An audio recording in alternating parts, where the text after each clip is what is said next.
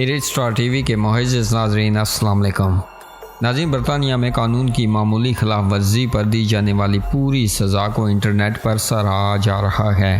गैर मुल्की मीडिया के मुताबिक एक शख्स ने बाज़ाहिर गाड़ी सही पार्क की, ताहम कानून के मुताबिक इसमें मामूली खिलाफ वर्जी पाई गई, जिसकी बिना पर इस शख्स को भारी जुर्माना कर दिया गया।